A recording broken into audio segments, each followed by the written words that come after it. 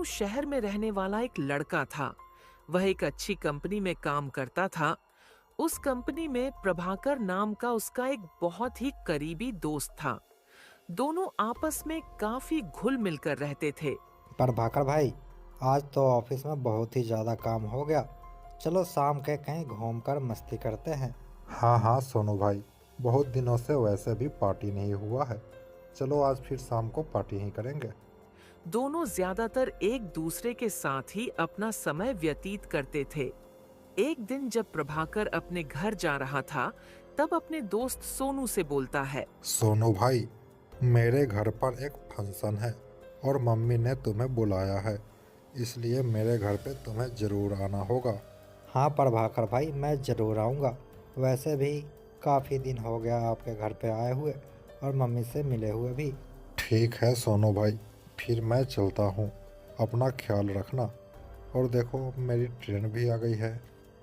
प्रभाकर का घर शहर से दूर एक गांव में था। उस गांव के पास जो रेलवे स्टेशन था, उसके बारे में यह बात प्रचलित थी कि वह एक भूतिया रेलवे स्टेशन है।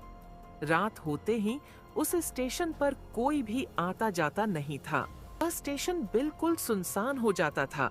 प्रभाकर सोनू को फोन करता है। सोनू भाई, मैं तो आपको बताना ही भूल गया।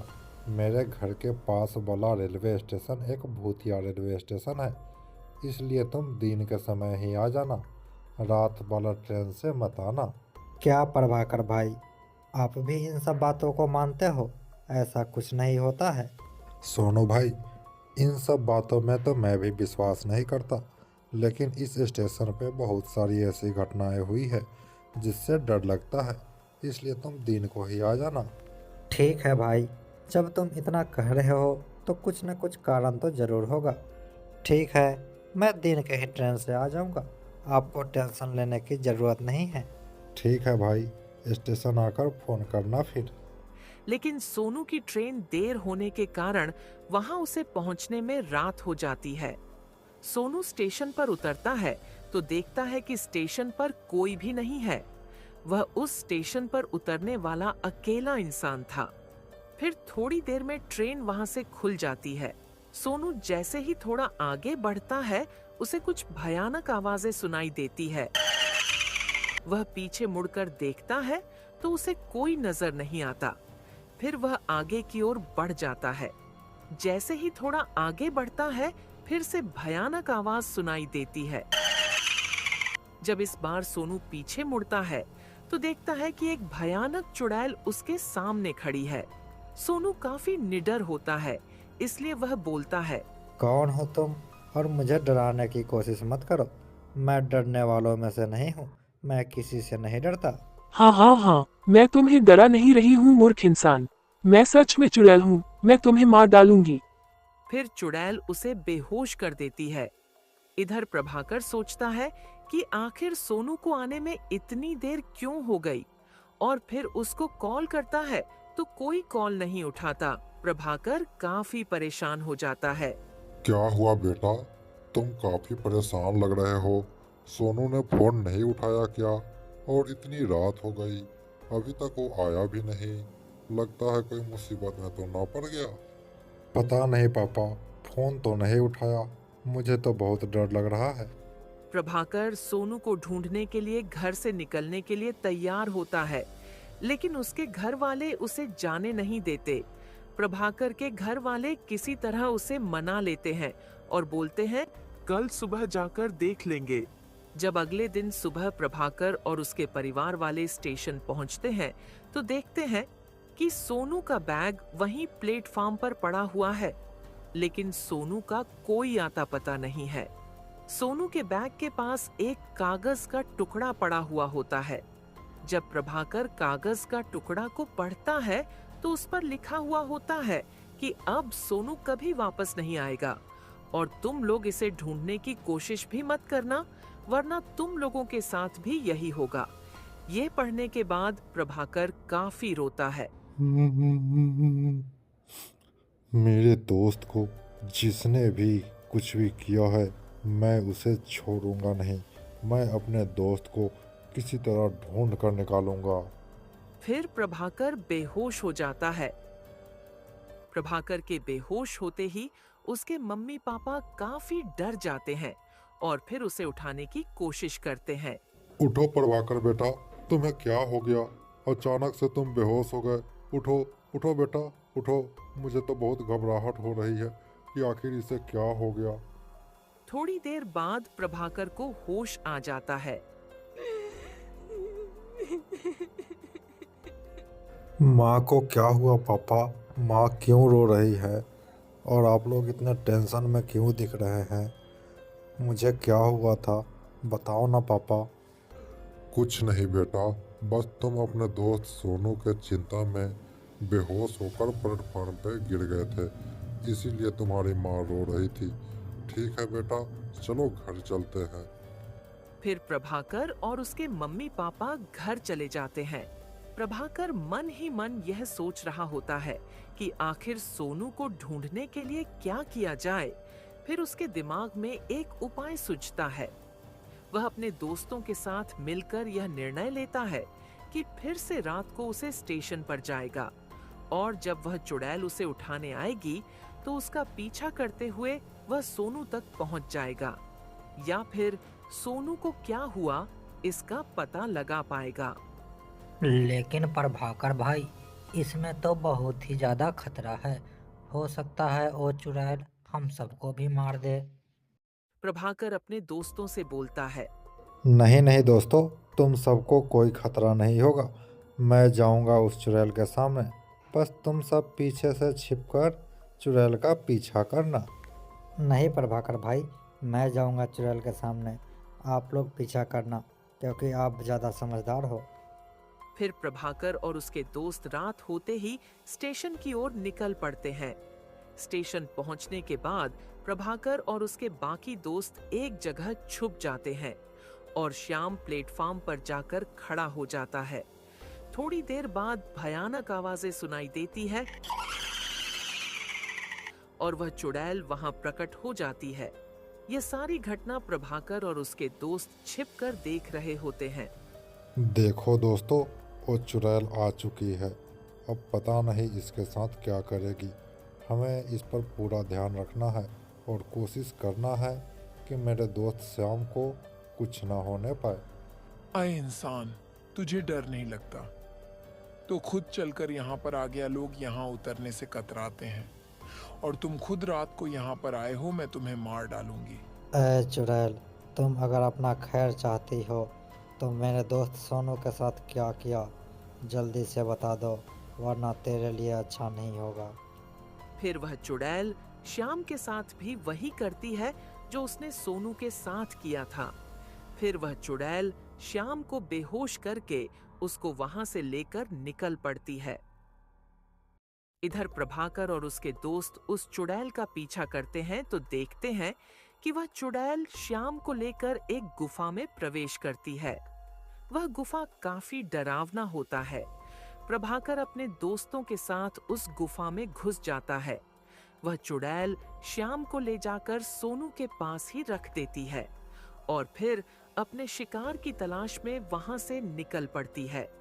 इधर प्रभाकर और उसके दोस्त देखते हैं कि सोनू और श्याम वहां पर बेहोश पड़े हुए हैं। देखो दोस्तों, उस चुड़ैल ने मेरे दोनों दोस्त सोनू और श्याम को यहीं पर रखा हुआ है। चलो जल्दी से इसे उठाते हैं। तो उनको उठाने की कोशिश करते हैं। उठो दोस्त, तुम्हें क्या हो गया है? उठो, जल्दी से उठो और यहाँ से चलो, क्योंकि वह चुड़ैल आती ही होगी। लेकिन काफी देर तक उन दोनों को होश नहीं आता है।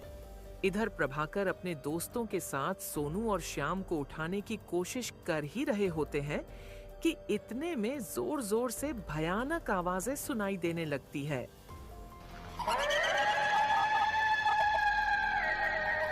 जब प्रभाकर और उसके दोस्त देखते हैं कि वह चुड़ैल उसके सामने आकर खड़ी हो गई है और फिर चुड़ैल जोर जोर से हंसने लगती है